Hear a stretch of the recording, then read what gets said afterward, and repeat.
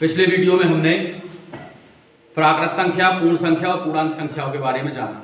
अब हम बताएंगे कि प्राकृत संख्या, पूर्ण संख्या और पूर्णांक संख्याओं को हम कैसे जोड़ और घटा सकते हैं।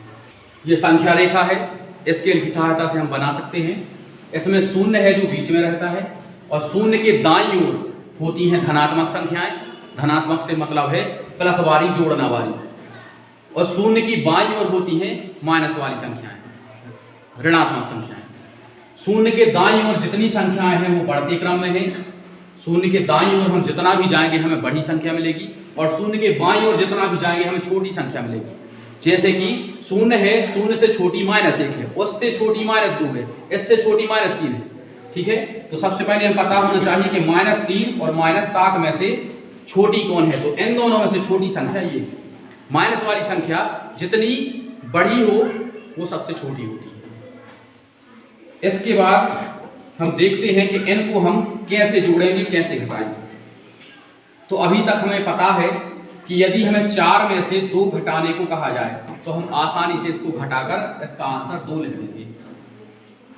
लेकिन यदि अपने को कहा जाए कि 2 में से 4 घटाना है तब हमें समस्या आती है। तो इसको हम कैसे हल करें? तो जब हमें 2 में से 4 घटाने हैं तो हम कैसे घटें? सबसे पहले अपन संख्या रेखा पे देख रहे हैं, उसके बाद हम तुम्हारे एक शॉर्टकट बता रहे हैं, 2 मिनट न लगने और अपन घटाव सीखें। सबसे पहले अपन देखें कि जो 2 लिखे हैं ये हैं प्लस की। जो ध्यान रखना है कि कौन संख्या लिखी हुई, अगर उसके आगे कोई चिन्ह न जाए इसका मतलब संख्या प्लस की है, जोड़ना वाली है। और अगर माइनस वाली है तो उसके आगे माइनस को चिन्ह लगो। तो 2 के आगे कोई चिन्ह नहीं लगो, ई को मतलब है जाए प्लस वाली। तो अपन ठीक है, तो अपन एक संख्या रेखा पे देखें। पहले नंबर जब 2 संख्या है चाहे प्लस की, तो अपन सबसे पहले मान लें कि अपन इतने पे खड़े हैं और ई जगह से अपन को -4 जाने हैं। -4 मतलब इतने से 4 कदम, माइनस मतलब बाईं तरफ है।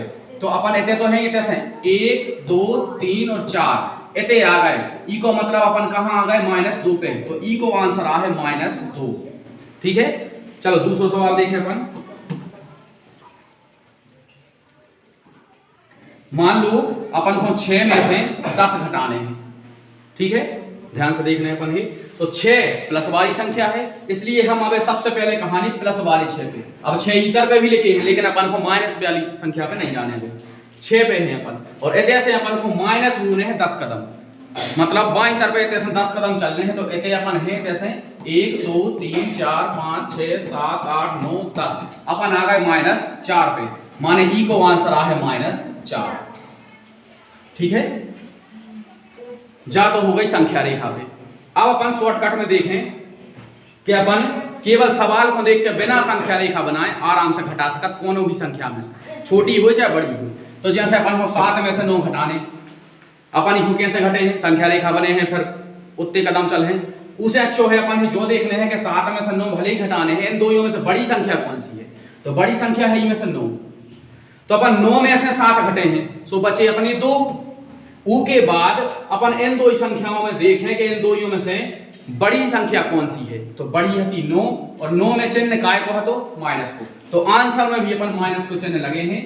संख्या रेखा की अपन को आवश्यकता नहीं। दूसरा सवाल देखें, जैसे अपन को 6 में से घटाने हैं 8। ठीक है, तो सबसे पहले नंबर अपन पता है कि बड़ी संख्या में से छोटी संख्या घटा दें अपन पहले नंबर। तो 8 में से 6 घटे हैं, सो बचे 2। घटावे के बाद अपन जो देखने हैं कि इन दोनों में से बड़ी कौन सी संख्या है? 8 है, और 8 में जोन को चिन्ह लगो है, क्या तो प्लस को लगो हुए या माइनस को। यदि प्लस को लगो है तो जो आंसर प्लस को आ है, और अगर माइनस को लगो है बड़ी संख्या में तो आंसर माइनस को आ है। तो ई को आंसर भी माइनस को है। ठीक है, तो वीडियो के कमेंट बॉक्स में आप और बताओ कि ई वाले सवाल को आंसर कितना है।